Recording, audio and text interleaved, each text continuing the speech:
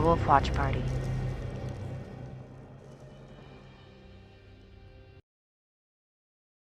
Hi, how are you? I should say, how are you? I'm Don. It's late. I'm up.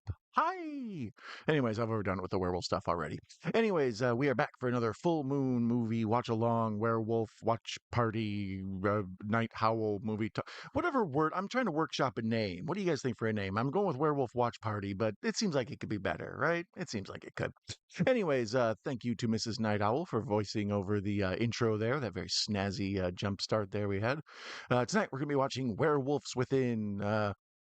This one I kind of enjoy. It's a more recent one. It's one of the strange werewolf comedies there are. There's a whole bunch of zombie comedies, a lot like slasher comedies. There's not everything, vampire comedies. Not a lot of werewolf comedies. This is probably the best one. I don't know, arguable. We'll talk about that. Anyways, we're gonna be watching this on AMC Plus, and like I said, this is to celebrate the full moon and watch a werewolf movie. We've watched a bunch of these before. I think this is our 10th werewolf movie full moon watch party. So thank you for joining me, and I'm gonna go ahead and get started on this because it is 1:33 in the morning Eastern time. So as per the name, Night Owl Movie Talk, I am up late watching a movie with you guys. So thank you for dropping by. Speaking of thank you for dropping by, my friend Anthony Chabot is here. Welcome, Anthony.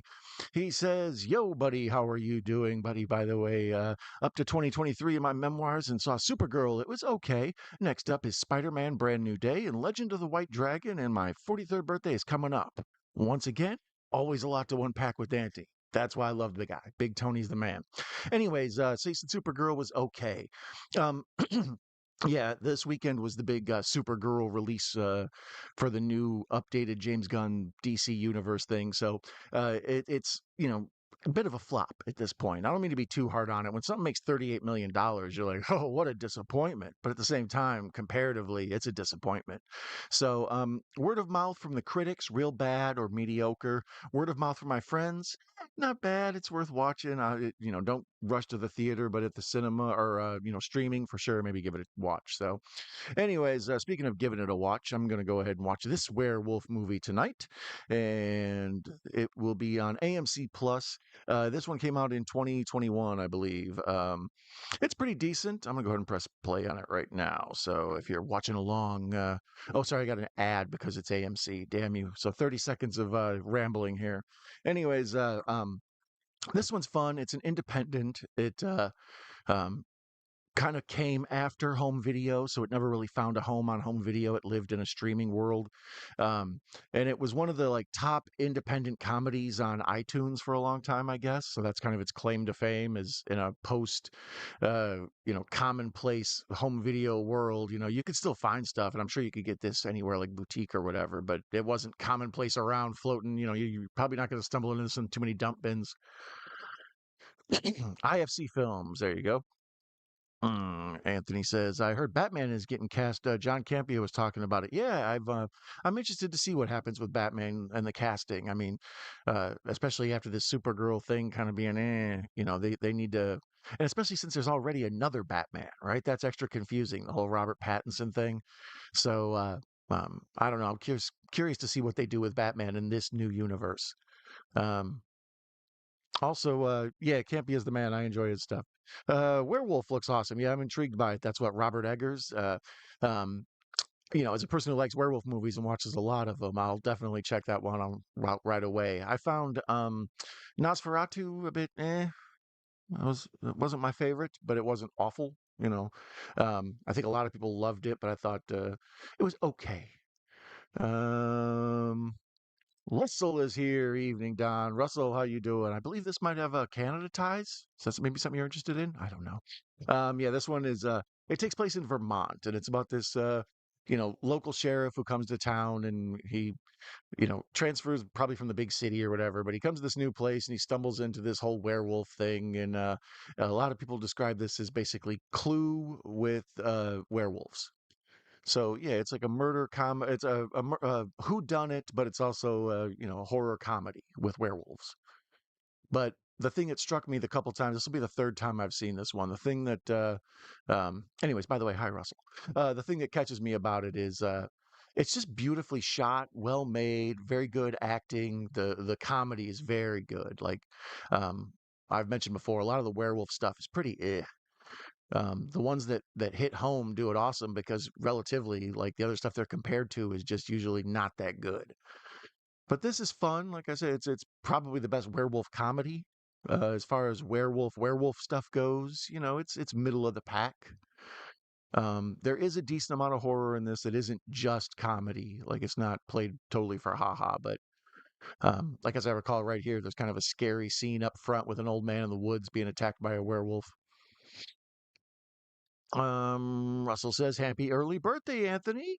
Our 70th is coming up. Congratulations, fellas. I hope Anthony's, what do you say, 43rd and your 70th is nice. My 52nd? Is that what it is? I don't know. At a certain point, you just quit counting, right? So, my 52nd, 51st, something, 51st, 52nd, something, will be this end of the month here coming up at July. So I don't know. We'll find some sort of Don birthday watch party thing to throw down to. So here, my man is being like I said. It starts off with kind of a dramatic attack in the woods, and this dude's just like struggling to get back to this big cabin. And as he's getting pulled away, screaming, they cut to our hero, Finn. I thought it was funny. His name's Finn because right around this time is when Force Awakens comes out, and you've got the black hero, and this one's also Finn. Very popular. I don't know. Um, but Finn is played by Jason Richardson. What's his name? No, I hit the wrong button. Where is Finn? Sam Richardson. Jason Richardson used to play forward for the Warriors. Sam Richardson, he's mostly known for Veep and We're the Millers. Yeah. Other than this, he had a voice in Sausage Party. Had a voice on Bob's Burgers. But other than that, relative unknown in my opinion. Really funny. He does a great job in this. Um, the biggest guy or the biggest name in this, strangely, is the woman who used to sell phones for AT&T, Lily, which is funny. That's my daughter's name. Lily, she's like all these, faces of companies, Flow and what's his name from Progressive, whatever. The point is they put like these faces to things, Limu, Emu, or whatever. And then eventually these people want more money. Like that emu is going to want more money. And then when they want more money, they replace him with somebody else. So this Lily lady for AT&T, she got a little too big for her britches, and then ended up being replaced. But that's the first thing you recognize her from. It's like, oh, this lady used to sell me phones at every Super Bowl. And then you would see her like she became like an internet darling. Like people were like, "Oh, you need to check out the AT&T lady. She's not just the woman in a polo shirt selling phones." And it's like, really? We have to objectify the AT&T lady now? Can't she just sell her phone packages in peace? Here she plays a postal carrier. And my man shows up at kind of this big, huge bed and breakfast. That's why I said a lot of people call this like Clue with werewolves. So it's got this big sort of like romantic lodge out in the middle of nowhere and all this snow falling. And we start meeting these different characters. And then it becomes similar to the Beast Must Die, I believe it's called, where it's like a werewolf who done it. The question is, who among us is the werewolf? As far as like the different structures of werewolf movies that we've watched 10 of them here, and I've watched hundreds in my life. This is a somewhat common idea. The which one of us is actually the bad guy sort of thing. Strange thing about this, like I said, the werewolf comedy. Most of the time, werewolves aren't really something that could be played for laughs, except for like in Monster Squad or something where we definitively prove that Wolfman has nards. Um, this film has a black guy in this? Yeah, he's the main star or whatever. He carries the film well. I'm kind of surprised that he isn't in more. He's got a good like comedic way about him. He's very likable. But it takes place in Vermont, so basically everybody else in the movie's super white.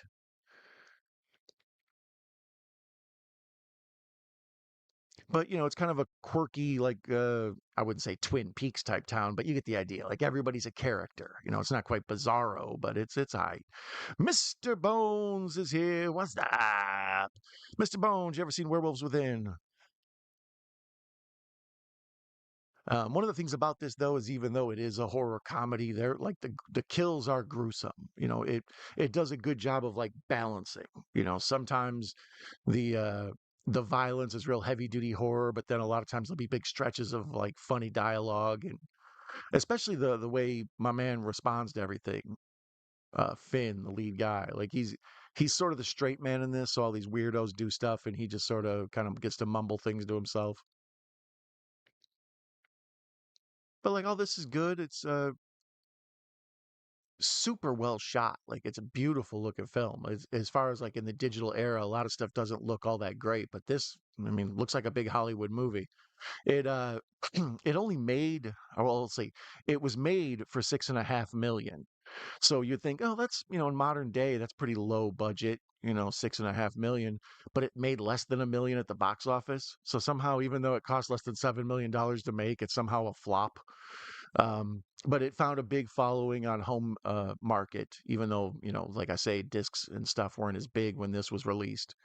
Apparently, it was like top selling movie on Apple for whatever, however long. Have once I remember liking it. Yeah, it's a fun ride.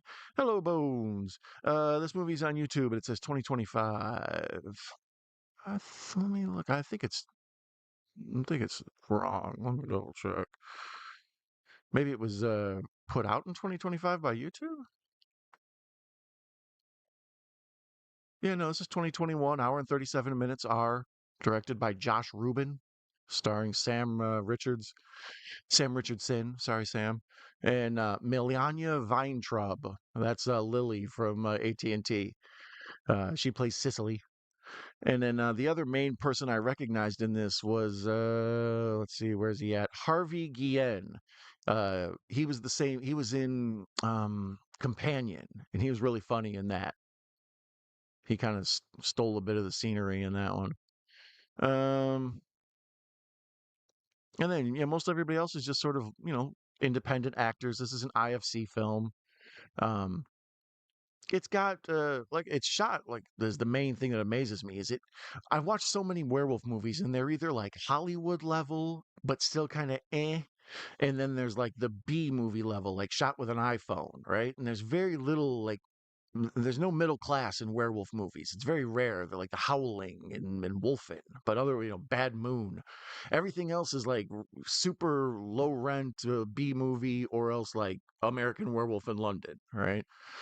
So this is one of the few werewolf middle class. It's up there with like we recently watched The Wolf Man, Me Mr. Bones, the most recent 2025 one. I think maybe that's the one you're thinking of, Russell. This is Werewolves Within. Um, Yeah, here's a dude from Companion. He's playing almost pretty much the exact same role, just like kind of funny gay dude. And, his boyfriend's overly handsome and he's sort of like uncomfortable with that and afraid his boyfriend's always cheating on him or getting ready to leave him. The name of the town is Beaverfield. So I guess that's supposed to both show like, how Vermont it is, but, Beaverfield. Am I right? Mm.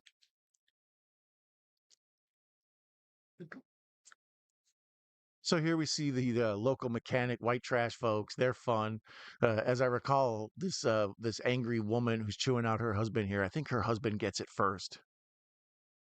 And it's funny. I know a dude who looks exactly like this, and he kind of deserves to die in a werewolf movie first. So it's amazing. The AT&T lady looks in her like post office outfit, her uniform looks almost exactly the same as she did in those commercials for all those years. Russell says, "Look at the snow." Yeah, in this movie, it's got awesome snow shots. Like I said, it takes place in Vermont. That's part of the charm of it. This movie. Part of the reason I enjoy it is it checks off all my stuff. Right, like it's a werewolf movie, and werewolves usually come out at night because of the full moon. So check. And then it's a comedy. It's fun, but it's a little bit more thinky comedy. It's not like people falling off ladders and getting kicked in the nuts comedy. It's more like somebody says something weird and somebody else makes a face, and another person says somebody smart. Like that thing. Uh, this movie's got that. It's, a fun, different ride, and it's also kind of undiscovered or whatever. It's not like massively popular, but as far as werewolf movies go, it's, like I say, it's a decent watch. I don't know anybody who would be like, I hated that movie.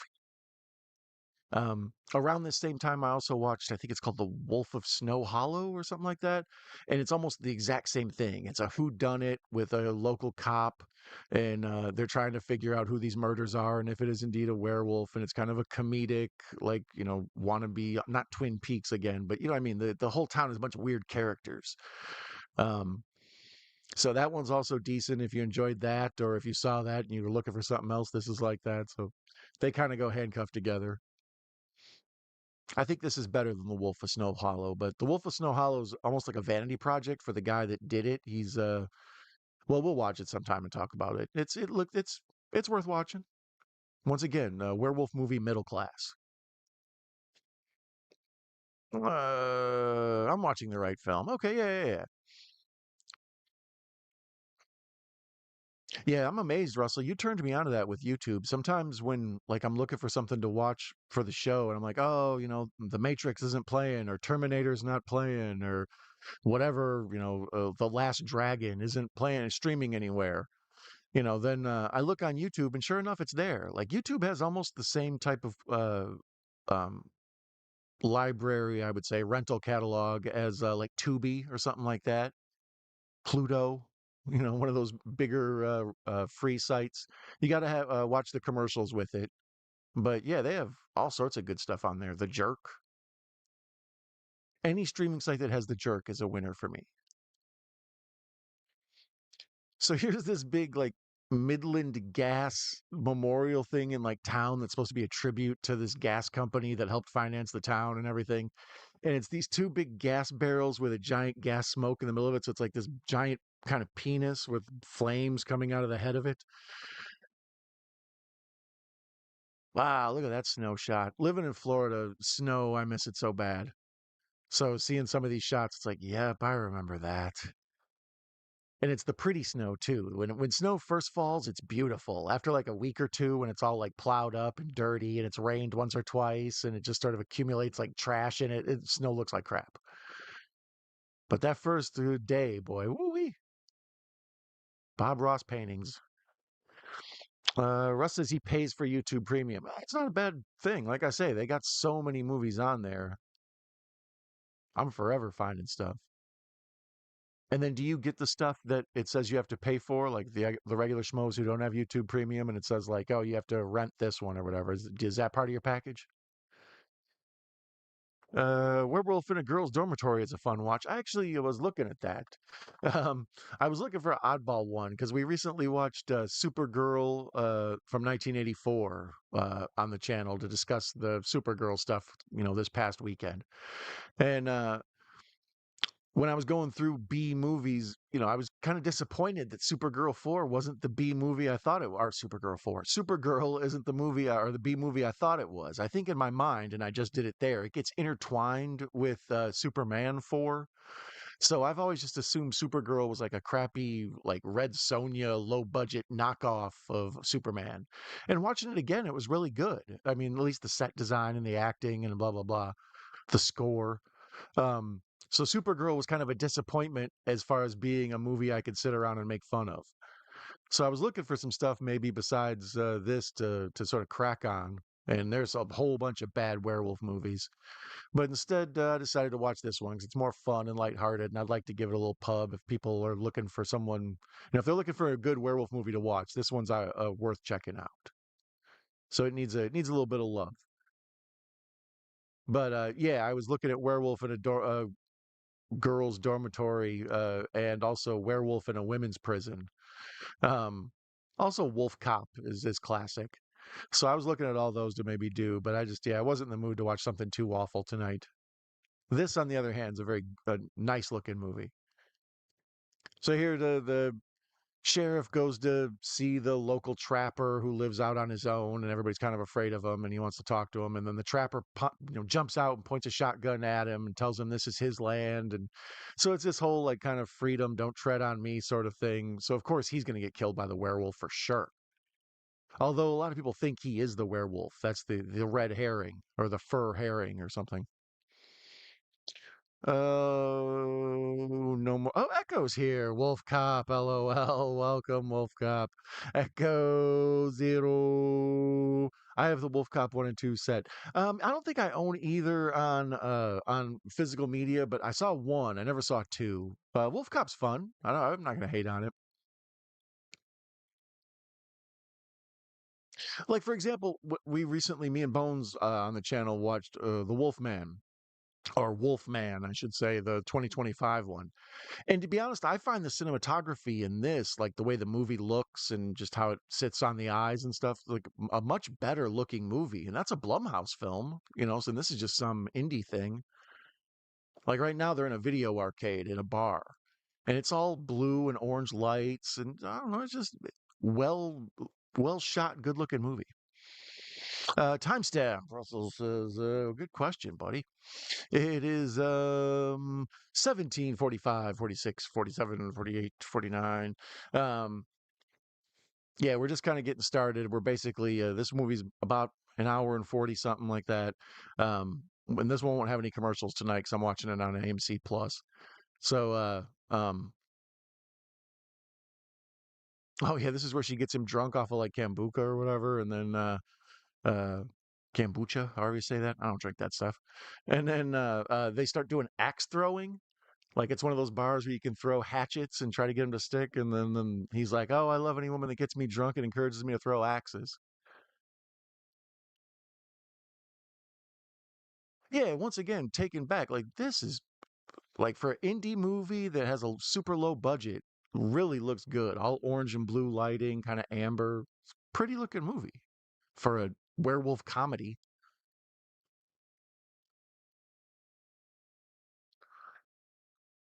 But like I also mentioned, this does have a bit of the who done it to it. Like it was The Beast Must Die was the first one I ever saw like that, where they basically a bunch of people get together for a dinner party and they know, somebody starts dying and they have to figure out which one of us is a werewolf before the werewolf kills everybody. Um, it's a good one. It's an old 70s one. It's one you like find floating around on the tubies and the shout factories and all that of the world. So it's easy to find. Um, but this one's more clever. I compare it almost to Shaun of the Dead, except werewolves instead of zombies. It's got a lot of really snappy dialogue, and the people acting, the person directing got a great performance out of everybody. Um, I just got out of the shower, so just starting the movie. Okay, nice. Where is a great werewolf film? Yeah, I need to see Where. I need to see Late Phases. I need to see Ma. Um, I think those are the main good ones. Mom, Ma, something like that. Mom, maybe. I need to see those. Those are the ones I hear are actually good. A lot of other ones are like, eh. What's the one I need to see? Wolves, maybe. Pretty complicated name there. I think that one's with Jason Momoa, and then what's the other one? Howl, I think, where people get attacked on a train. So yeah, they're having a cute little, our main man here, Finn, is having a cute little like, thing with the AT&T girl. So of course we're setting up that we like her. She's nice. That's trouble, Finn. What was the time step again? Echo wants to know. Now we're at 20, 50, 51, 52, 53. So 20 minutes in, or 21 minutes in. You ever seen this one before, Echo? I believe the other Patrick, Mr. Let's hear. Howl is bleeding great, Russell says. I'll check out Howl. Um, uh, have Cheetah Will View. He also is a champion of this film. That's part of the reason I wanted to do it. Like I said, every now and then I do stuff just to add stuff to the internet. Like somebody's got to talk about this damn movie. It might as well be me.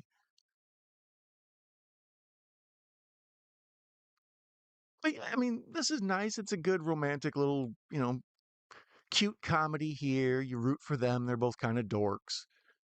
And then, they go on this whole murder mystery thing, and we worry about the safety of both of them. But some of the kills are gruesome. Like some people get their heads ripped off and stuff. It's awesome.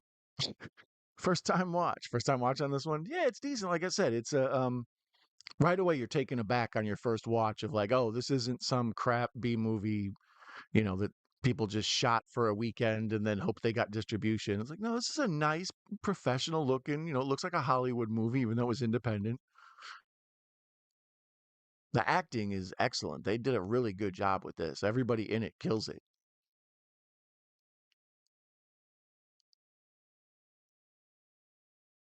Yeah, our main character is going through a thing where like he, broke up with his girlfriend recently, and of course this girl he met who town who's cute, she of course broke up with his her boyfriend recently. So they're meant to be together, right? They're both they work for the government. One's a cop and one's a postal worker. So a huge storm hits and the power goes out. And this is like one of the first werewolf attacks. Echo says, no, I haven't seen it for mainly because I kept forgetting about it until someone talks about it. Thank you. See, that's what I'm talking about. Boblins. Yeah, I don't really know too many people who are like, this sucks. But, there are a few people who are like, oh yeah, this one's kind of fantastic in its own weird way. It's a lot better than American Werewolf in Paris. But then again, I accidentally dropped my phone and the video thing clicked on and it got like 30 seconds of the street. So that was a little bit better than American Werewolf in Paris as well. I think a lot of these people in here are maybe like improv folks or people who were trying out for Saturday Night Live and didn't make it. Like everyone here is super talented, but they all have a look about them.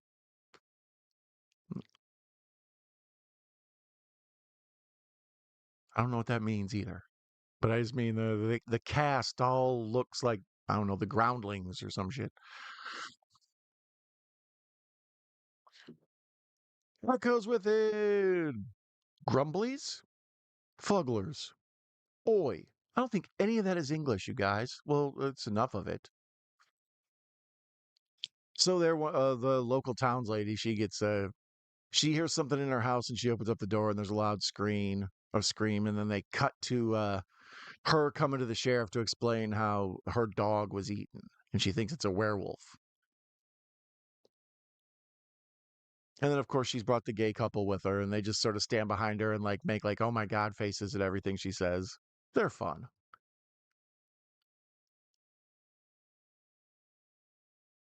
And then the gay couple realizes that it isn't a real baby they're talking about. She just kept calling her dog her baby. So then they're like, "Oh, this is stupid. We're leaving." Um, My Pet Monster. Is that code? No speak English. Oh, well, I struggle with it myself, as you can tell, who if you ever listened to the show. Speaking of listening to the show, you can also find the show on all of your favorite podcast providers. Please check me out on Spotify or iTunes and leave a review, 5 stars, all that jazz. It helps the show. We've been slowly building the podcast numbers, and apparently everybody says that's what you got to do is get those reviews and 5 star, all that stuff. So on Spotify or Apple or whatever, if you're over there, you can find the show as well. Otherwise, we're always live in our main home on YouTube, Night Owl Movie Talk. So I'm getting caught watching the movie. Once again, it's a good looking, well made, cheap movie. I'm always impressed by that. That's a hallmark that will always get me. If your movie costs $3 million or $300 million, like Transformers or something, or some big like superhero movie that's 200 million to make, it's like your movie better look good. You had every like eh, all the wind was behind your sails. You had every advantage possible. But when a movie like this is made for 7 million, it's like I root for it. They're they're working an uphill battle on every front. Just trying to get their movie in theaters is hard enough. Making it look pretty is almost secondary.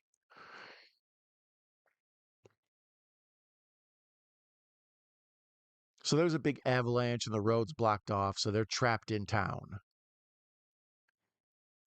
So we're like I say, Clue with werewolves is sort of apt. It works because now we're trapped in this snowstorm in this small town, and we know one person among us is a werewolf.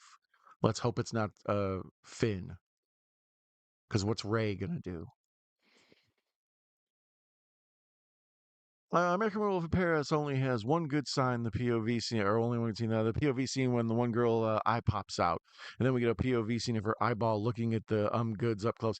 Yeah, that's the only thing I do remember about that. And then isn't there like a bungee jumping off the Eiffel Tower or something? My memory of that is just like clouded as could be. I'll watch it again sometime for the channel just because we're going to eventually run out of important werewolf movies to watch. So I'll probably watch it and sit here and angrily drink a beer and talk about how dumb this is. It's like Julia Delphi's good, everybody else sucks. Um, the big guy was on the kids show, the Thundermans, as a Bloblin. You made that up. Bloblin? Boglins.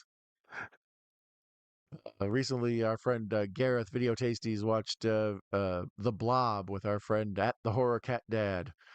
And most of the chat room devolved into just making favorite movies and phrases with the word blob in it. Blob fiction, legally blob, one flew over the cuckoo's blob. It doesn't even have to be good. Blob with a 7 in the middle, like 7. So here he's snooping around outside in the snow, checking for local folks missing, and he finds the arm of cut off arm underneath the porch. And he's going to keep it to himself for a minute because he's not sure who the murderer is. But him trying to pretend like he's calm and cool after he just found a severed arm with all these people and he's trying to figure out who the murderer is, like, he does a really good job acting. Like, he's trying to be cool. Like, I don't want to give away what I just know, let everybody know I'm aware of what's going on here. But at the same time, what's wrong with you sick effers? Not a JK. Okay, thank you. Then if Werewolf in Paris, they do a bungee jump off some building. Yeah, I was gonna say it's been a minute since I've seen it. Like I said, all I remember is Julie Delphi was good, and the rest was just like a cheap cash in.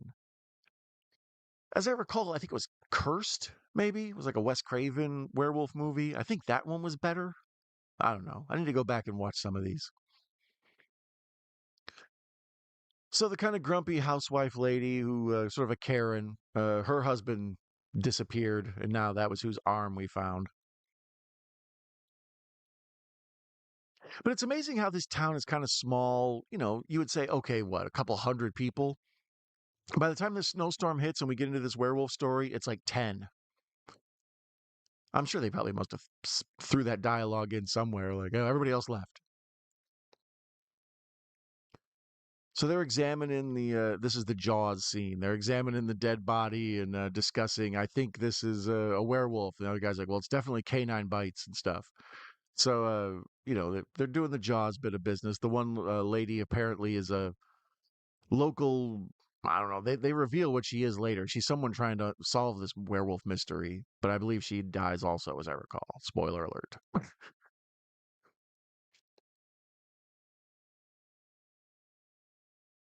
Yeah, she's doing her usual werewolf forensics. What do you do for werewolf forensics? I don't know. You look for hair on stuff. Like get a lint brush. Lint brush would be key. Maybe a metal detector for silver bullets in case you need them. I don't know.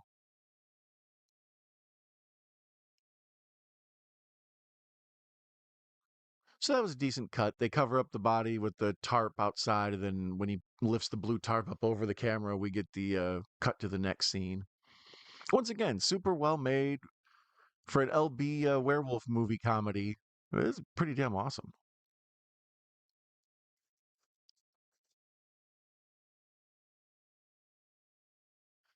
Can anybody in the chat or watching later on in the VOD, uh, are there any other werewolf comedies? I mean, Abbott and Costello Meet the Wolfman. Like I say, Monster Squad has a bit of comedy in it with Wolfman has nards and all that. But, like vampire comedies, there's a ton. And zombie comedies, there's more than you could ever name. But, like, yeah, werewolves, the Well, even The Invisible Man had a movie, that stupid Chevy Chase John Carpenter thing. Yeah, pretty much the Gill Man and Dr. Jekyll, Mr. Hyde. There's been a bunch of Dr. Jekyll, Mr. Hydes. Never mind. I think there was even one with like Tim Daly, like a romantic comedy one, maybe. Like Sean Young, Dr. Jekyll, Ms. Hyde, something like that. Russell says, I Was a Teenage Werewolf with Michael Landon is a classic. I've never seen that one. From what I hear, that one is actually a good one. That's what a lot of the beginning of the Thriller video is. Um, I had thought about watching that one time, the making of Thriller. I think we may do that sometime on the channel because that's still one of my favorite werewolf scenes anywhere. That Michael Jackson and that poor girl pulling around the corner in a convertible and him explaining, I'm not like other guys. And then he turns into a werewolf, and it's the whole thing's directed by um, John. What's his name? The damn guy I can't think of who did American Werewolf in London.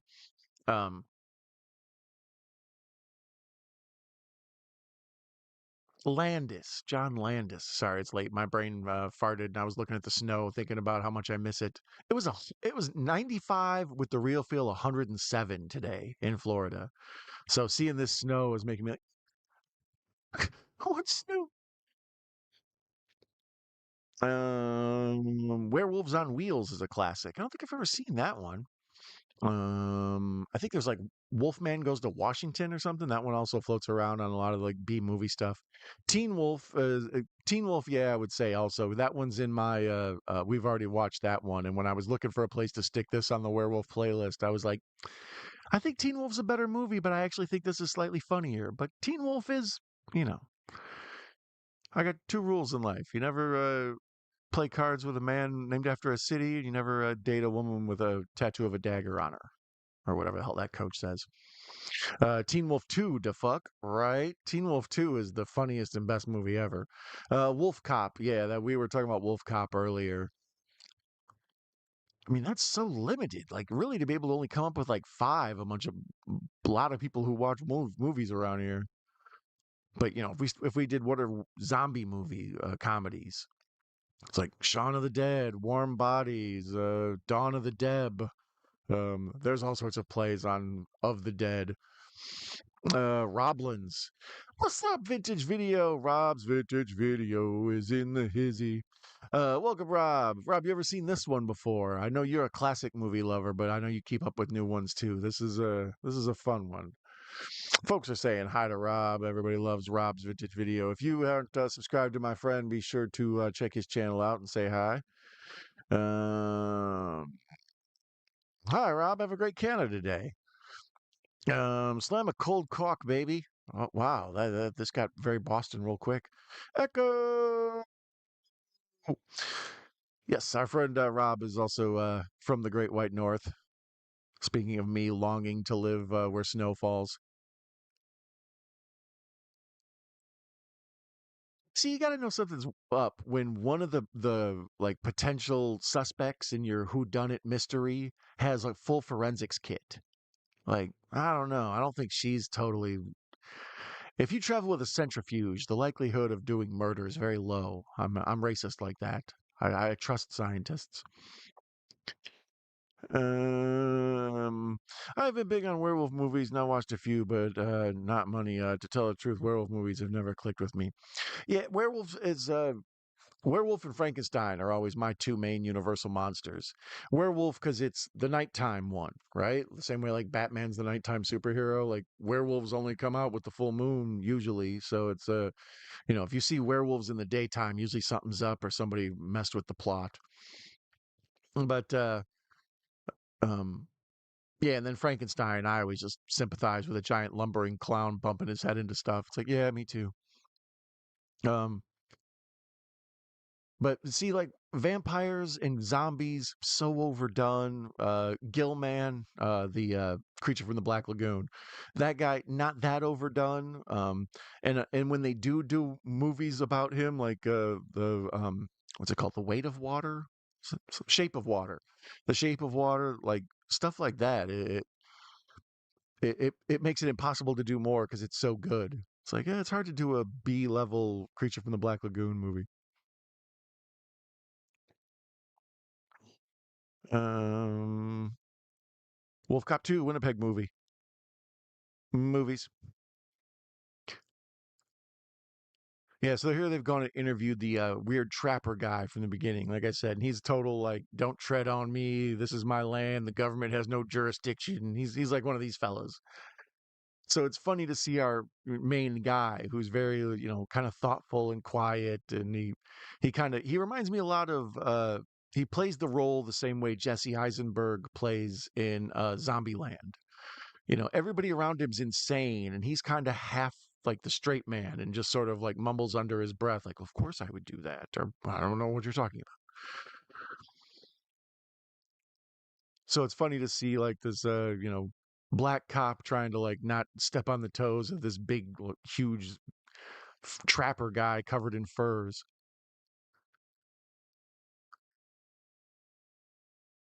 It's an awesome three shot. Yeah, this is just a well made movie. I got to give my shout outs here to let's see here. I keep pressing the wrong buttons because I am stupid.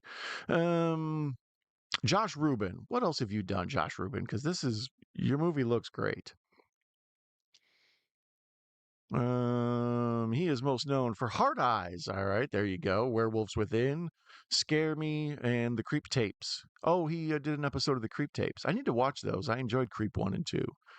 There's watch-alongs of those available on the channel in the back catalog as well.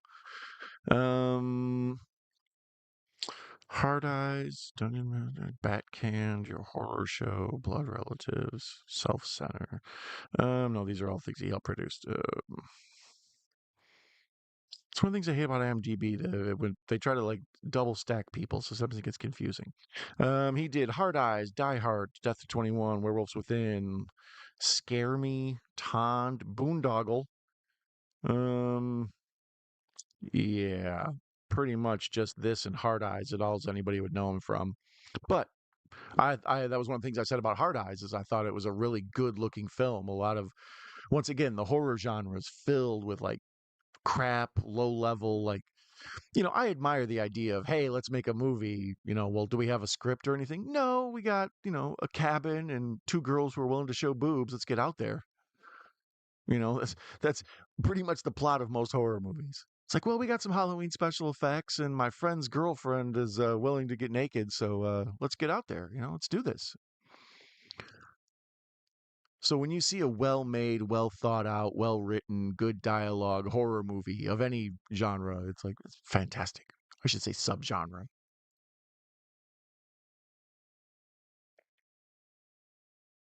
Yeah, once again, Finn just sort of like hamming it up. He's playing it almost like a sitcom character. He's got a lot of just like goofy mannerisms, and he's just reacting to everyone. I think my favorite reacting movie is The Cable Guy with Jim Carrey. Matthew Broderick just spends the whole movie like, huh? What? Best reactions in the business. Let's see here. Folks are saying hi. In the 90s, my best friend in high school was big on them. While I was big on vampire movies at the time. We never really got into the werewolf versus vampire talk. Yeah, I don't know. It's sort of a natural, Transformers versus GI Joe or Godzilla versus Kong sort of thing. It's like vampires versus werewolves. Um, yeah, I don't know. It's tough because vampires sleep during the day, and that's when they're most vulnerable. But werewolves aren't werewolves during the day because the moon isn't out. So they're both weak and they're only really strong at night. So it seems like it's only a nighttime battle. Who's around in the day? I would say Dr. Jekyll wins. Vampire movies are cool because they deal with a lot of like what it's like to live forever or what it's like to stay young and watch everybody else get old and a variety of things like that. The werewolf stuff, a lot of them just aren't good movies because people haven't dug into the lore or tried to like, put a new twist on things. Um, there's the Who Done It movies like this and The Beast Must Die, and then most of them are coming of age movies of some sort. They're like American Werewolf London is to a certain extent a coming of age movie. It's about two dudes, traveling in Europe when they're post college life or whatever. Um, it's basically the same plot as the beginning of Hostel. Uh, Ginger Snaps is obviously a coming of age movie. It's more, they use the whole werewolf transformation thing to sort of tie into what it's like to go through puberty or whatever. Um, this hair in weird places, bro. Um, but the weirdest one to me is the howling. Like it's basically they say like werewolf is like your they use the werewolf metaphor to basically kind of say like give into your animalistic urges, your primal urges, shed your skin and give into your animal nature, which is just to go out and hump everybody. Like that whole movie is secretly about sex. I never noticed the first time, which is ridiculous because the whole rest of the Howling series is all about sex. Like part two is just all about Shannon or Sybil Shepherd's boobs. I was gonna say Shannon Weary. Yeah, the whole thing's about like all the rest of them about sex. So I never don't understand why I didn't grasp the first Howling was all about sex. Everybody starts cheating on each other, and they go away to a resort where all they do is get down with each other. Even the scenes where they're like hunting the killer, they're like there's a bunch of porn everywhere, like cut out pictures of Playboy on the wall and stuff. What I needed to go is go back and watch Wolfen. I remember as a kid being enjoying Wolfen, but as an adult, I have no idea what's Wolfen, what's going on. I remember that like the wolves were actual wolves, like they walked around like dogs. And it's a funny scene because they're in Vermont. He makes a joke about, does anybody have a gun? And like everybody has a gun.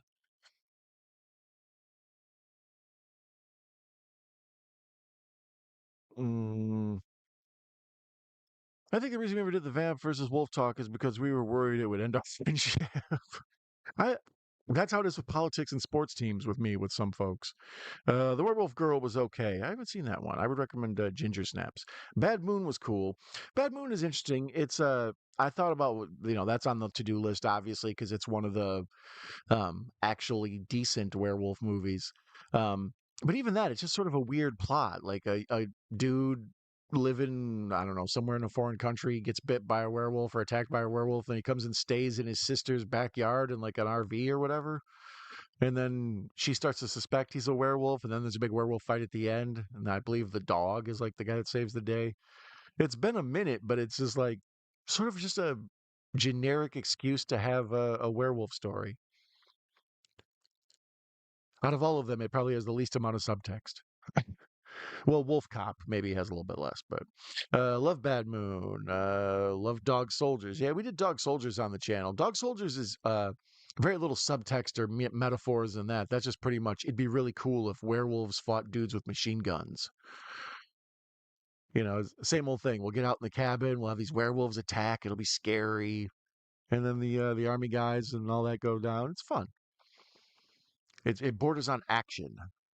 I think that's part of the reason I never include Underworld in the werewolf movies. Like when you Google werewolf movies, they'll often throw Underworld in there as like one of the main ones you should see.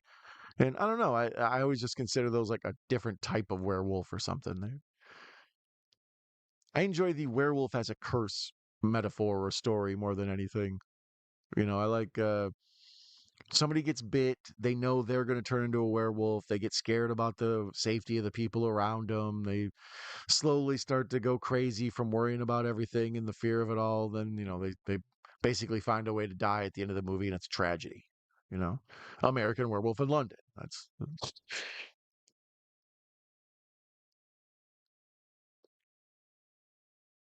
so here. It's nighttime, and we know there's a killer on the loose, and we're doing like a slow push in on these folks sleeping. So you got to be kind of scary. Oh snap! Somebody snatched the husband of the lady who got her dog snatched. So I think we're on our second. Oh no!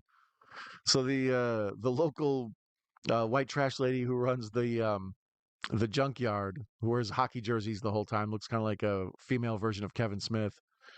Uh, she sees the werewolf attacking old buddy, and she opens fire on him in the middle of the hallway. And instead of killing the werewolf, she ends up almost shooting dude's hand off. But super gory, bloody scene. And one of the bullets ended up hitting dude in the chest, and he's dead. So he ends up dying not from werewolves, but stupidity. Often problem in most movies and life. The werewolf episode on Barney Miller was funny with Kenneth Teagar, Priest and Phantasm 2. I didn't know there was a werewolf episode on Barney Miller. I'm on it. Silver Bullet, probably my favorite werewolf movie. Yeah, I did Silver Bullet on the channel as a double feature with the original Lon Chaney Jr. Wolfman. Um, Silver Bullet's awesome. It very little, once again, it's basically just don't trust authority is kind of the whole point of that movie. Like when you're young, the very few people in the world are cool except for Gary Busey. You can't even trust the church. If your scary pastor with an eye patch isn't somebody you can trust, who can you, right? But it's a cool story with the whole wheelchair that's souped up like a motorcycle, and it's got kind of a Stand By Me thing with the sister and the brother's relationship and stuff. Um, Silver Bullet is, I would say, yeah. If you say that's your favorite, I wouldn't try to poo poo it at all. I'm still an American Werewolf in London guy. Uh, and then after that, I don't know. It's pretty much pick 'em. Let's see, what did I previously suggest? Yeah, American Werewolf in London, Howling, Werewolf, Dog Soldiers, Ginger Snaps, Wolfman, Teen Wolf. Yeah, these are, sadly, I've done most of the good ones that I thought. Well, I've done most of the great ones, and now I'm working on the good ones. I'm hoping to stumble onto some great ones in the middle of everything. I still need to do the Benicio del Toro and Anthony Hopkins Wolfman. Um, that one, the first time I saw it, I thought it was okay, but the more I think about it, I really like to go back and check it out. And I think it deserves a second look just for nothing else than just the spectacle of it. It's like a big set design type movie with lots of you know, it's a well-made movie, as I often say about things. It's like, well, I'll watch anything that's well made over and over as long as it's not stupid.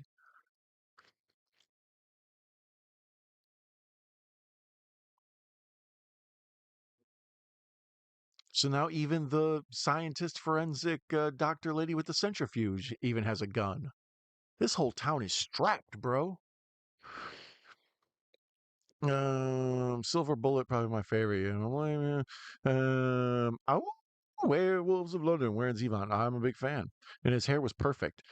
Kevin Smith is in Wolf Cop 2. He says, "Slam a cold cock, baby." Oh wow, we bring it all back to Kevin Smith. There we go. Ginger Snaps. Oh, there you go, Burly Kev. Nice to see you here. Welcome. Yeah, Ginger Snaps is fantastic. We did that one on the channel. I still need to see 2 and 3 of those. I think what three's a prequel or something. But that first one, very good, well-made movie. Like I said, that's a really good coming of age movie. But instead of having to give you some sappy thing about what it's like to become a woman, it's more about just like these awesome werewolves destroying people. Ginger Snaps trilogy. Okay, so yeah, like I say, I need to see the other 2 or 3. It's the hot AT&T gal. Welcome, Ben Grimm, up all night. Yeah, that's what I was mentioning. Out of all these people in this movie, the one everybody's most likely to recognize is the love interest for the main dude, and it's like, oh, the lady from AT&T. Um, I never, she was just I don't know, a younger version of Flo from Progressive to me for a long time. And then eventually on like the sidebars of internet pages, you know how they have those little ads and stuff. And some of them are like, they catch your eye. It's usually like, buy some gloves that will help your hands if they hurt. And then the next picture will be like, legalized weed. It's like, what now? Um, so yeah, for a while, one of the clickbait ads was always like, "You won't believe how hot Lily from AT&T is," and it's like, I never really gave Lily any thought. Thank you, anyways. Can she get me a better rate? That's what I'm looking for. You want to be hot, Lily? Can you get me $35 a month? Huh? Looking sexy. Um, let's see here. Shoots the dude in the eye with a firecracker. That was cool. Yeah, at the end of Silver Bullet. There's a weird thing with Silver Bullet in the gate where they just like solve their problem with this firework thing. I don't know. I don't really get it. I'm sure there's some sort of mystical classic story it's tying to. It's like, oh, that's the old story from the end of the Odyssey or whatever, right? Um, But yeah, in general, there's every time those movies end in fireworks, I'm like, I don't get it. I think in Silver Bullet, it's just because it's cool to see the firework go in the dude's eye, and um, to me, Silver Bullet will always be the covered bridge, like the old wooden covered bridge, and when he's going into it and he gets trapped in there.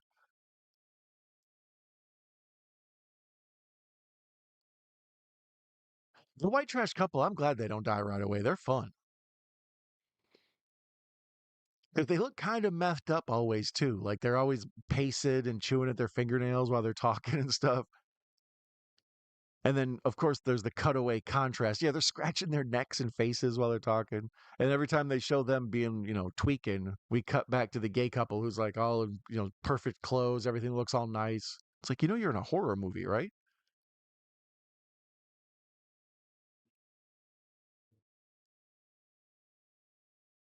Yeah, I'm really surprised my man in this didn't do more work. What's his name? Sam Richardson or whatever. I keep pressing the wrong thing. When are you ever going to learn, Don? Um, yeah, Sam Richardson, Finn Wheeler, he plays in this. He's got 104 acting credits. He's all over the place, but it's all just like shorts and TV series. Sacrifice, just a ton of TV. Velma. He was the voice of Shaggy on that bad Velma show, Norville. Um, 3 episodes of Ted Lasso. Yeah, just all the TV in the world. Harley Quinn. He was in Hocus Pocus 2 as Gilbert. Um, Tomorrow War. Yeah, my man. BoJack Horseman, a voice on there. Veep. Yeah, I don't know. I don't get it, Sam Richardson. You're super talented. It seems like you would do more stuff. So if you're out there and you're making a movie and you need somebody good, get Sam Richardson. Tell him Don sent you. So we're having just a sort of exposition scene. It's you know basically we know there's a werewolf out there. We're trying to figure out who it is. So we've got all the main characters trapped in the room. This is the classic scene where it's like, do we split up and go into search parties, or do we all stay together so we can keep an eye on each other?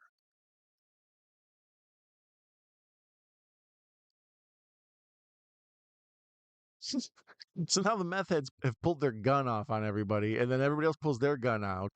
And then the dude's like, "We're in the middle of a Mexican standoff right now." And then the other dude pops up behind me. He's like, "That's socially insensitive. Don't say Mexican standoff. It's just a standoff."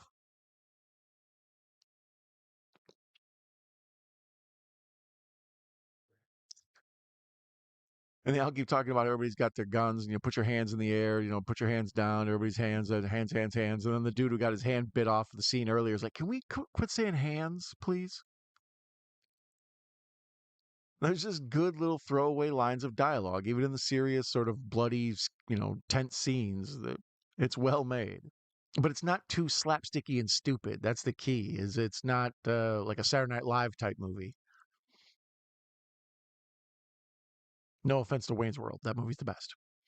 Um, Wolf with Jack Nicholson says Burley Kev. Yeah, that one I would like to see. That's also a coming of age movie, except it's a like midlife crisis coming of age movie. Jack gets to age in his life where he's a little older and he needs to feel young again. He becomes a werewolf.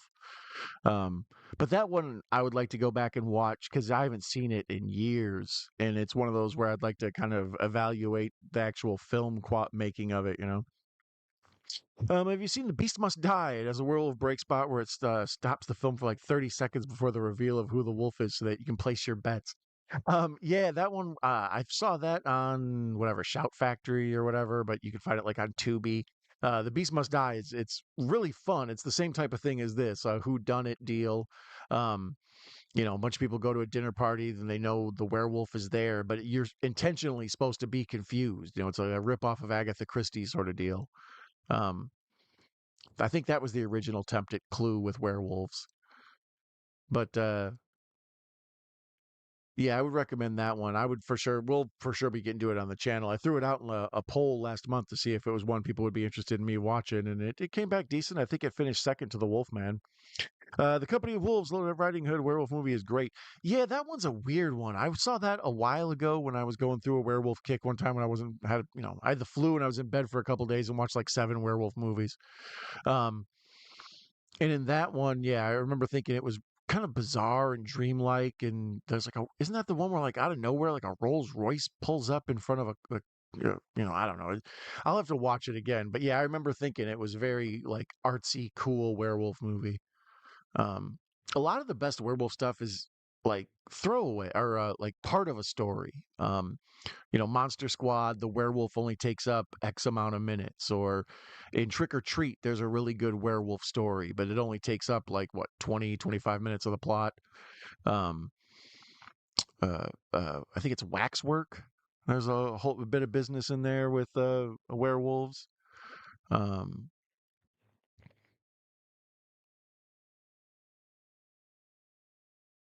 Yeah, even this stuff in the dark, it's all shot really good. Like it's supposed to be shot by like fireplace light. So everybody's shot with sort of flickering amber lights, and it's a very pretty, well-made movie. In between the gruesome, horrible werewolf attacks and the silly sort of snarky dialogue, it's more than anything just a nice looking flick. Um, Gave Wolf on DVD. I think I have Wolf on DVD. Yeah, I think I do too. Rip Corey Haim, yeah, for Silver Bullet. It's a cool twist when you later see the priest with an eye patch. Yeah, because you're wondering like who it is, and then the priest shows up. I mean, the audience kind of gets an idea, but um, when he turns around to the congregation or whatever, and he's got the patch.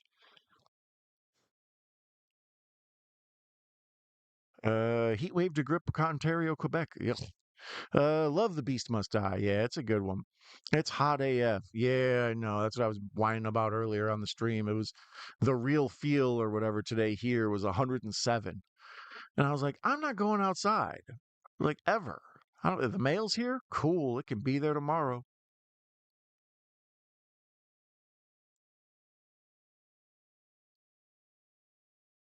We've spent like the last, oh God, timestamp is currently 58, 50, 51, 52. So 58 minutes in, there's about a little more than a half hour left. But we've spent like the last 10 minutes of these people just having like an argument in this room. We've gotten real bogged down. Um, yeah, we're past the halfway point of the movie. So any like revelations or twists or whatever, now we won't have that until the very end when we finally figure out who the killer is. There's a 2021 called The Cursed that does a different take on werewolves. I saw, well, I think when you put like werewolves in the search engine on like on my Fire Stick or Roku or whatever you want to call it, those ones, The Cursed often gets pushed. I haven't watched it. Like I said, I often confuse it with, is it The Curse or Cursed? Cursed. The Wes Craven one. Yes, Waxworth, the dude's head off at the end. Yeah, I was gonna say, like, a lot of the good werewolf stuff that I remember is in bits and pieces of things. Like, same with witches. There's very few good witch movies from beginning to end. There's a handful of them, but a lot of the good witch stuff or well-made witch stuff I remember is always like little bits and pieces. Like, oh yeah, it was scary in uh, um, Clash of the Titans, or I think didn't Conan have something to do with some witches too? I don't know. Um, Hello, and thanks for Stacy. Do you like Wolfen? There, Stacy. Nice to see you. Yeah, I don't know how far I am back on the chat. I was talking about that one earlier. I need to go back and rewatch Wolfen. I like Albert Finney, and but as I recall, it was like a weird New York kind of like in the wolves were actual wolves. Like Robot Vintage. Love Wolfen, not really a werewolf film. Yeah, see, that's a weird one. James Gunn stepping down? I don't know. That's what they say. That's crazy to me if that's the truth, though. They decided to let this guy take over and, um, kind of steer the ship for a while, and then he just gets out of the dock, and it's like, all right, turn that ship around, come right back. But I mean, it was after the big purchase, of Warner Brothers and all that. So when Warner Brothers got purchased, there were a lot of people who thought James Gunn might be on his way out. But it'll be interesting to see. I would think he'll at least make it through Clayface. Uh, Whether or not he gets to cast and make a Batman movie that isn't the Matt Reeves, Robert Pattinson Batman will be, to me, kind of how far he gets his universe. Because after Supergirl kind of being a flop now, I don't know if they're going to rush to get Wonder Woman done anytime because they're going to say, oh, it's the female protagonist that isn't bringing in young comic book dudes instead of realizing, no, everybody has comic book fatigue and we're sick of all this crap. So unless you're going to make something exceptional, don't just make it. Um, Make a Candyland movie. Yes, and the tie-ins right there. I mean, you just make the board game. You make a video game for the board game. Yeah, it sells itself. I was at an event earlier. What kind of event?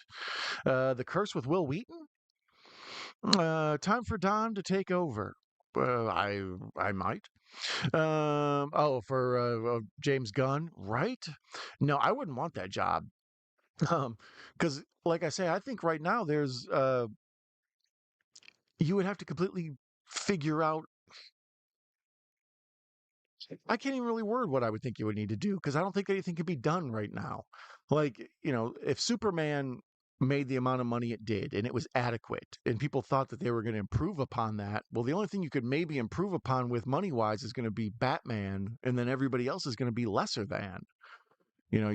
Aquaman's going to make less money than Superman. Green Lantern's going to make less money than Superman. Like James Gunn's magic is that he can make stuff like Guardians of the Galaxy and the Suicide Squad and all that interesting, but I don't know if you can do that tone for an entire universe. Um, if the Clayface movie does well, once again, I'm going back to Clayface. All the money goes on Clayface because there hasn't been really a comic book horror movie yet, and horror is one of the last things that's actually working in theaters. The only guaranteed ticket buyers right now are like children's movies and horror. Everybody else, even big action movies, it's like it's not worth trying to make a $200 million action movie because it's hard to get that money back at the box office. It used to be guaranteed. So now we're back at another night. Like I say, all the good werewolf stuff in this takes place at night. So the power's still out, and everybody's sort of walking around the hallways with lanterns and everything. So it's got a vibe to it. And this is all very Clue. Somebody will turn a corner and another person jumps out. Stop scaring me. Let's see here. Wolfman. Amazing Spider-Man 2 was viewed as a flop, and it made more than 2025 Superman. The Furious, the action movie, was good this year. I didn't see the Furious. I need to. Um, yeah, I was trying to find I'm sure somebody somewhere will make it now. I was trying to find a list of the lowest performing superhero movies since the big superhero gold rush of the teens, um, the 20 teens, I should say. Um, there's so many that came out between like, let's say 2000, we'll say 2010, after the success of The Dark Knight. Everything that comes after that, there's so much Marvel and DC content that I just don't think anybody really wants anymore. There's a few exceptions, people like that Daredevil show. People are interested in a character like the Punisher. Um, but how many Supermans are we going to have in my lifetime? How many people are going to play Batman in my lifetime? After a while, it's just going to be diminishing returns. And I think we're there. Um, let's see here. Halfway through the year, the best actor was Robert Amaria for I Swear. It's a movie about Tourette's. Interesting.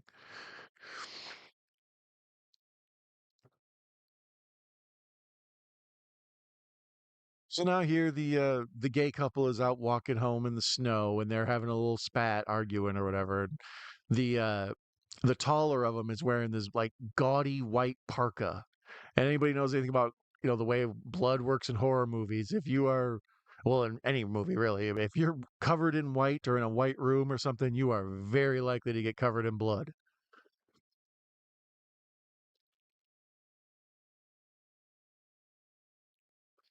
So here he's kind of half insinuating he thinks that Lily, the AT&T lady, might actually be the killer. But we still got a little bit of story to go, but he's kind of giving her the vibe that maybe, in fact, I'm onto you, lady. Because of the large amount of superhero movies that have been massed over the last 10 years or so, I can't stand them anymore. Yeah, I agree. That was Echo, right? Yes. I agree, Echo.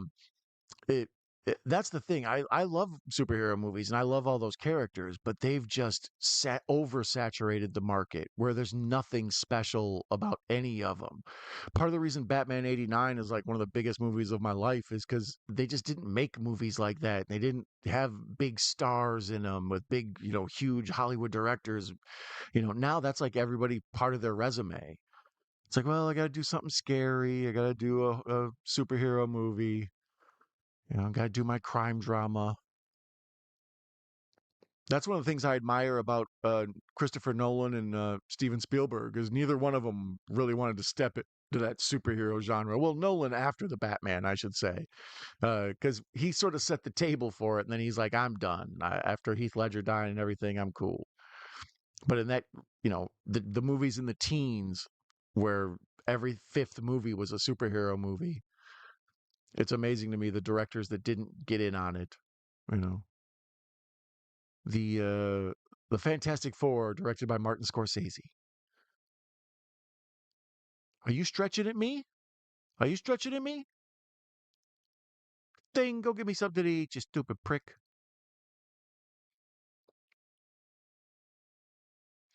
So now you're the oil billionaire guy who lives in town because he's trying to keep their whatever it is gas billionaire guy.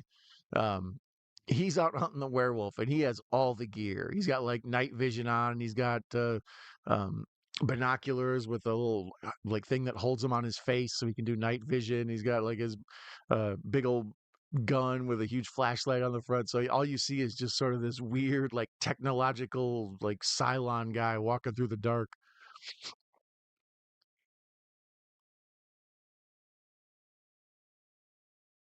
But we're at the 1 hour, 8 minute, 43, 44, 45 second mark. There's a little less than a half hour to go. So we're kind of either we're at the place in all of these movies, these Agatha Christie type deals where we're kind of like hinting that anybody could be the killer and we're giving you reasons to think, oh, maybe it's them or whatever. But then it doesn't really we're just sort of spinning our wheels is basically what I mean. It's we have a vague idea of who the killer is down to two or three people, so we're just either waiting for awesome kills, and there's a couple left, or for the movie to get over.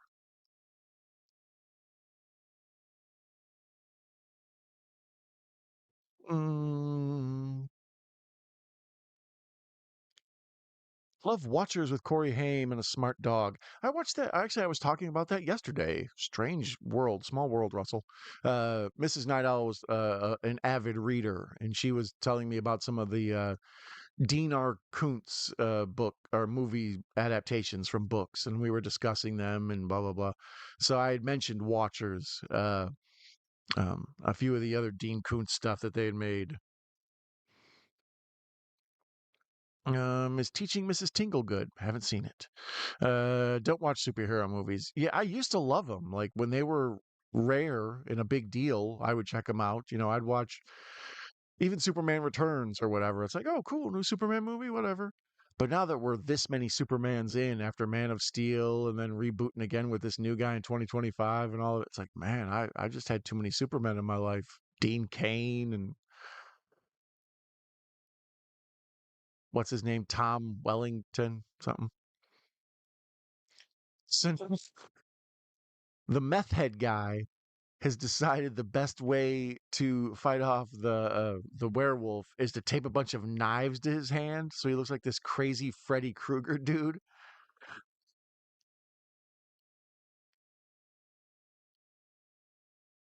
He's like, okay, I see you have some knives. You mean like five of them? Have I met Giannis? No, I've waved at him. Because I've been on the Bucks floor a couple different times at the end of games, and like he's either been shooting around or coming or going. He likes to wait after games and shoot free throws, or at least he used to. For a vampire film in 30 Days of Night, but not the sequel. I haven't seen the sequel. 30 Days of Night is good. We did that one on the channel. Once again, a cool twist. Like when we were talking about vampire movies, part of the problem with vampire movies is they're all pretty damn similar.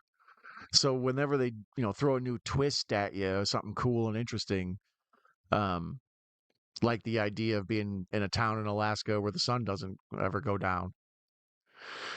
So there, the meth head dude with the Freddy Krueger hands went out in the street and was yelling at everybody, and then his wife backed into him, trying to, the two of them trying to escape. And the lady who got her dog killed pulled out a gun and shot her in the head. So there's just like this massive, bloody, like three-way murder scene out in front of the house.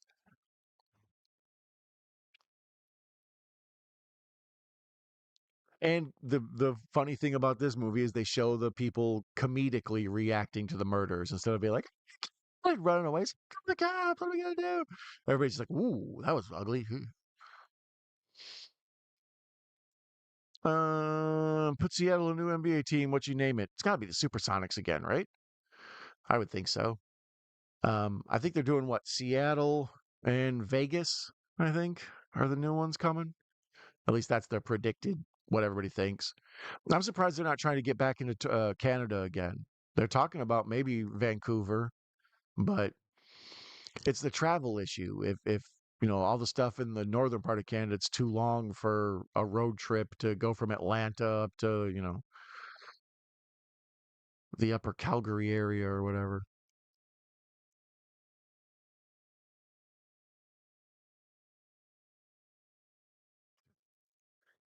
So my man, the lady who shot the meth head, the one whose dog died earlier, she comes in and she's brandishing the pistol. So the little squatty gay dude smacks her in the head with a fire poker. And then she drops to her knees, and you hear him go, "She's okay, right?" And then blood like pours down her face, and she falls face first into the fire. And he's like, "Ooh, probably not."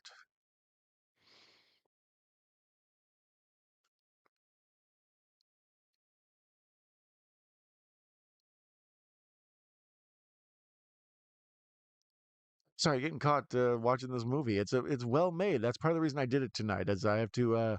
It's the full moon, so I'm gonna watch a vampire movie. It's the full moon, so I'm gonna watch a werewolf movie. Sorry, I'm distracted, as I said. So I picked this one because it's one I actually enjoy. I just wasn't quite in the mood to watch something crappy tonight, or maybe something for the first time, and keep my fingers crossed. So now, in the ultimate heel turn plot twist, the gay dude Joaquin has kidnapped Lily from AT&T and is holding her hostage because I don't know what he thinks that's going to help in this werewolf dilemma.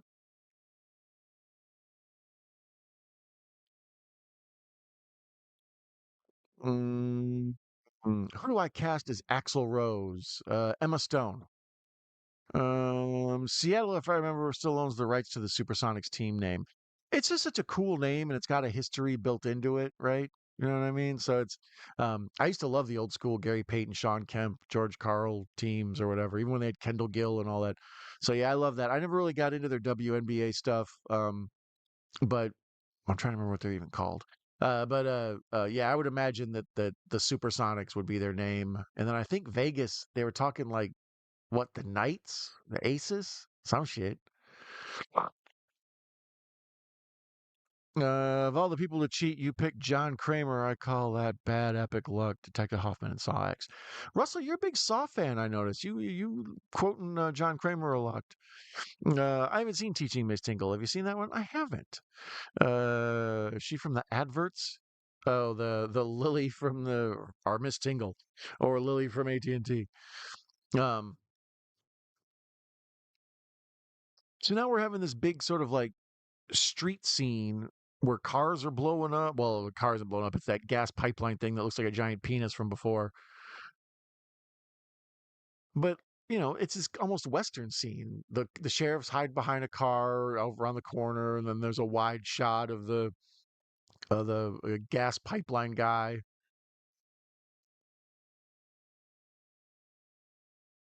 Very well made movie. Half the scene shot in orange because of the fire, the other half shot in blue because of the dude's gun light or whatever. So you get this cool blue and orange that's real pretty on the eyes.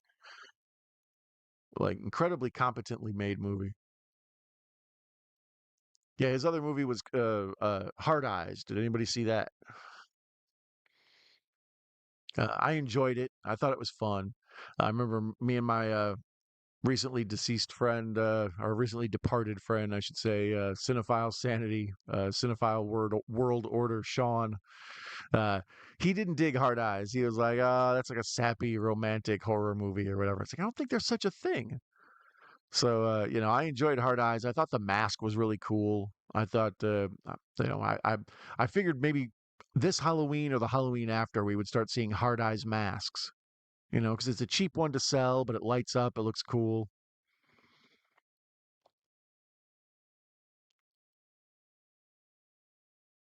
Mm. Teaching Miss Tingle porno, lol. Take the family to see Minions. Um, Clarkness says, "Hey, fuckers." Hey, Clarkness, nice to see you. Welcome. Um, no, actually, it's really sad. Uh, my soon to be 10-year-old and my 8-year-old have never been to a movie. Because they were born near the pandemic. So for a long time, all that stuff was, closed up and, they have risk of taking them and stuff. So then since we've been down here between school and everything, it's just movies aren't something we do a lot, which is silly because, I love movies and air conditioning. Am I right? That's the best part of movies. Um, so yeah, I do need to take them to see something. The problem is they're still at the age where their attention span is low. Like everybody thinks, oh, it'll be sweet to take the kids to see the movie. It's like, no, they'll be wanting to get up and use the bathroom 15 times or go get popcorn refills or go play the cool driving video game we walked by when we came in. At least that's how I was when I was 8 and 9. Seen Obsession yet? No, I need to. I need to see Obsession and Back Rooms. Those are the two ones I'm waiting for when they come out on streaming. Uh, Me and Mrs. Night Owl were talking about Obsession earlier. She's like, "What's this movie everybody keeps talking about?" I'm like, "I know, right? I didn't hear anything about it either." And it's just word of mouth is just like drowned me. There's no fighting back the oncoming wave, tsunami wave that is Obsession.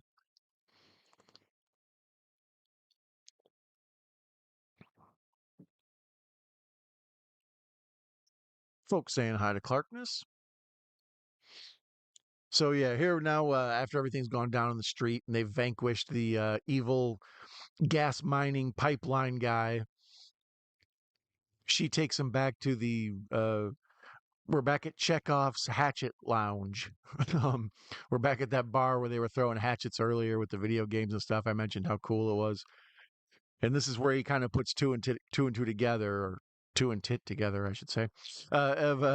He figures out that the um, the woman he's fallen in love with is actually fake, and it's her. She's the killer in all this.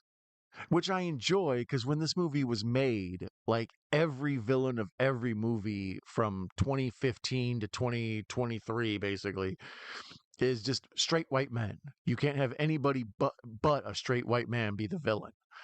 So in this, to have a woman be the villain and stuff, it's kind of cool. It's something different. Surprised this movie didn't get protested for being anti-woman.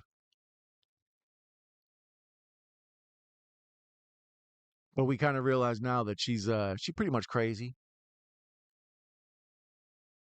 Which is good because Lily from AT&T should get a chance to do some sort of like broad wow, that's a great shot. The room is lit in like I don't know, sort of a cyan, aquamarine kind of pretty baby blue greenish color, but then the outside door is orange. So those two colors like they're on every movie poster. I mean, there's a reason my logo is that. It's everywhere. Something about the human brain is just immediately drawn to the, teal and orange look. And even my babies, when I, hold them, they'll sit there and stare at that logo behind my head all the time just because it like fascinates their eyes. So next time you're looking at movie posters or anything like that's supposed to be eye-catching, keep an eye out for how much blue and orange you're getting bombarded with, or like teal and aquamarine and orange.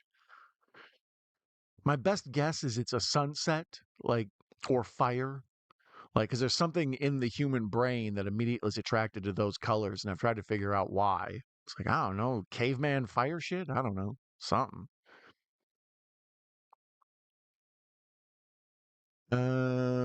350 million now. It's crazy, especially for a movie like that. Uh, they're already having all sorts of lawsuits because I think all the people in it, like who helped make it, took way less to make it because it was a passion project, and then they just presumed they would get paid on the back end. And now that all this money's being made, they've been cut out. So I'm curious to see what happens with those lawsuits. Usually they just get fizzled away or whatever. So here, Finn and Lily what is her name? Cicely, I think it is. Yeah. Finn and Cicely are having this kind of argument. He's like, you need to stop yelling at me. And she's like, that's not yelling. This is yelling. And she goes into this full on like werewolf howl.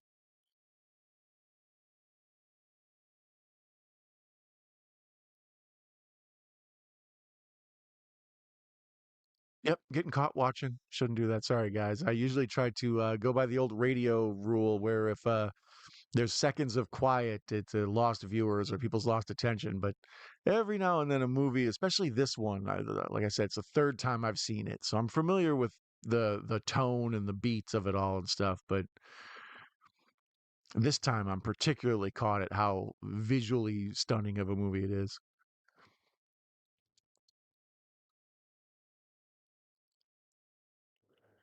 And here, once again, going back to what I was saying, around this time, they usually have the straight white man be the villain. And here she's explaining part of the reason that she hates all these people that she's killed is because they're all, dudes who put their hands on your lower back, or people who call you sweetheart, or sort of condescend to you even though, you're murdering everybody.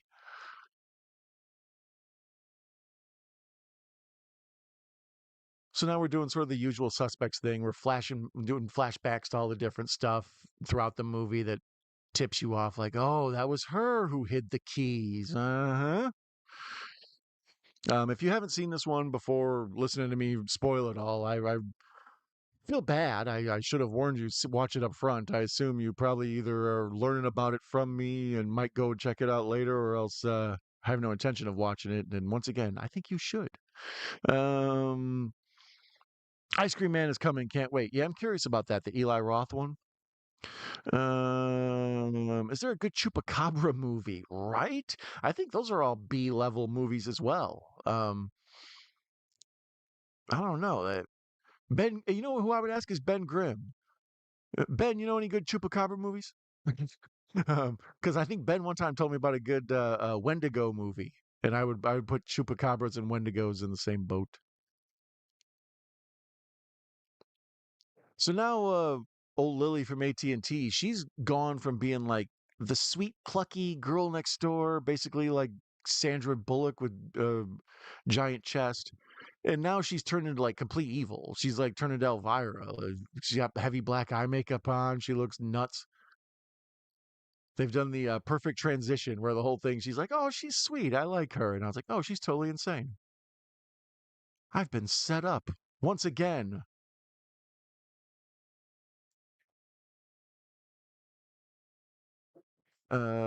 Face Off 2 is coming. I would like to see Face Off 2. Leviticus horror movie was good too. I have that one on my to watch list, I believe. Papa Don, that's me. Do you like Prince of Tides? See, I think you're starting to catch on, Stacey. A lot of movies like that are just not in my wheelhouse. I'm a big like genre movie fan. I love horror, sci-fi, because those are all like things late at night movies, right? Movies like Prince of Tides, Terms of Endearment, Yentl.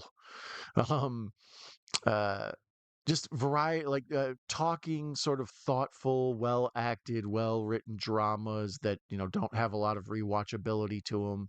On Golden Pond or whatever. There's a lot of movies like that, but they're my least favorite kind. I enjoy stuff that's cool to watch at 1 in the morning while I'm laying in bed and not thinking. So it's like werewolf movies, sci-fi, crime drama, any of the horror classics, documentaries. Documentaries are if you got a good documentary, I'll always check it out. So here, the werewolf woman was about to attack our hero, and just at that moment, the crazy trapper pops up and saves him. So we've painted this guy the whole time as he's going to be like this dummy villain, and it turns out he's the good guy. So it was a nice twist. And the AT&T lady is full werewolf. It's mediocre. They didn't have the money to show a change, so she was sort of like got teeth and heavy eye makeup, and then the trapper guy came in and threw her, and then we cut back to her, and she was full on werewolf. Um, the mark of a great werewolf movie, in my opinion, is the transformation. To this day, most people say that's why American Werewolf in London and The Howling are the two best, because they have the best transformations. The old Wolfman with Lon Chaney Jr., the original old school Universal Monster one, that's one of the worst. Like, I made one of the first movies I ever made with a little handy camcorder. I did a transformation, the same type of thing, which just slow dissolves. And you just try to like use a series of fades over the top to make the werewolf transformation happen, or zombie or whatever. It's terrible. It looks awful. So now they're doing a little wire action. He's throwing those. Of course, like I said, this is Chekhov's hatchet bar. So if you introduce a hatchet bar in the first act, you can't not pay it off in the third act. And just as she's about to pounce on him and bite his face off, he stabs her with a snowshoe. How symbolic of what? I'm not totally sure. Prince of Tides is a classic. You grope, you get offed. There are sci-fi level Chupa movies. Chupacabras and Alamos one. That a boy, Ben. I knew you'd have my back on that one. Uh, See, Echo watches a lot of stuff like that. He probably knows a Chupacabra movie or two, but he revels in awful movies. So he did send me off and have me watch some movie made for $4. Prince of Tides. Have you seen Manitou? Some crazy Indians live on the body. Mm-mm. Love black and white film noir. That's one that is a weak spot in my, knowledge. I would like to know more film noir stuff, especially the old like, 50s gangster stuff. There's a lot of like really good people trying to murder each other. It's called noir because it's dark, and people think that assumes the way it's shot, but it's also the subject matter. It's usually lots of murders and betrayals, and almost every episode of Alfred Hitchcock Presents was some kind of film noir.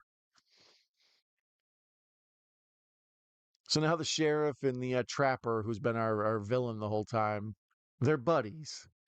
And he's like, "You saved my life." Yeah, well, so it has sort of a weird twist. You think he's going to get hooked up with the mail carrier lady, the female man. And then, uh-oh. While they're talking, we see the female man getting up in the back.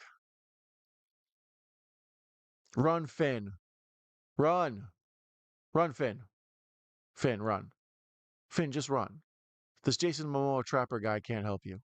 Matter of fact, he's probably going to die. So yeah, these two are having their real like last Boy Scout moment, just kind of like being buddies and laughing it up, like, yeah, we survived all this. And then as the werewolf lady tries to jump and attack him, she gets shot in the air. And we cut to the lady whose husband died at the beginning, the sort of Karen woman. And she says, "Make your own damn sandwich." And we cut to black. Once again, reaction shots. Fun movie. Werewolves Within, big title at the end. We're getting the credits come rolling up. Directed by Josh Rubin. Yeah, so I will be paying attention to more Josh Rubin movies because I enjoyed this, and I thought, oh, it was based on the video game. I was unaware of that.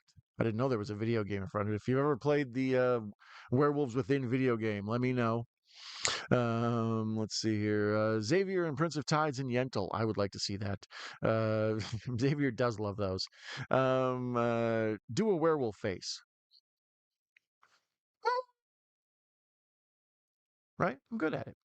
Gareth going to American Werewolf in London location next month. Ooh, I would like to see that. Piccadilly Circus or Square? Somebody's Piccadilly. Gareth has to star in Leisure Suit Larry. He kind of does. He's become the king of those like Hooters videos and stuff. Nobody else does those on the internet. He's got that lane all to himself. Werewolf Telly series was great. I'd like to go back and watch that. I remember it being but I enjoy that type of show, like that Incredible Hulk type of thing where someone's just moving from town to town each episode and finding new trouble. I own three Chupacabra movies. Two of them are Wild Eye ones. See, I knew Echo would probably have some Chupacabra knowledge. I couldn't pass that up. Love the OG Scarface. Never seen it. The old oh God, what's his name? Drawing a blank. The guy with the lips. Edward G. Robinson. Cast of Dark Shadow, great noir. I'll check it out. My favorite noir is probably M with Peter Lorre. Happy to see this one. What's the next watch party? Werewolf series has a great Halloween episodes. I will check it out. The next watch along, I don't know, will probably be some sort of horror movie or some other thing that's topical. Most likely soon, within the next few days. I got a couple things I need to do to get life back in order and tidied up. But other than that, I'll be back here on the streams. So be sure to like and subscribe and share and, get a tattoo of me on your back, whatever, any of that stuff. So I appreciate all of you and love all of you very much for hanging out with me. Spider-Man Noir was pretty great. My son wants to watch that actually. And I was thinking I may do it because I enjoyed Spider-Man Noir in the, Spider-Verse stuff. So I assumed that the show would be pretty good. So I'll give it a watch. Love M. So creepy. Russell knows. Yeah. Anyways, and I know that it is 3 in the morning here on the East Coast, 3:08. So I'm going to take my silly butt to bed, and I thank you for watching me for another full moon watch party, werewolf watch, full moon werewolf watch part. I don't know, Night Howl Movie Talk. I don't know what to call these things. So if you have a good name, be sure to leave that in the comments or the suggestions. Now I will see you on a future occasion. Okay. Thank you for joining me. Let's go ahead and play this awesome outro one more time here. It was what started the video, and I think it would be best if we ended it that way.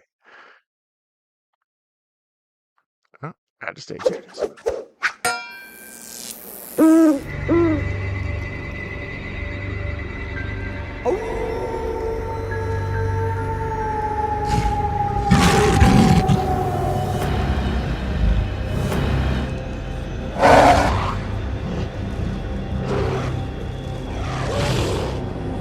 Night Howl Movie Talk, Werewolf Watch Party. And I thank you, and I say green grass and high tides forever. Adios, amigos. I'll catch you next time. See you.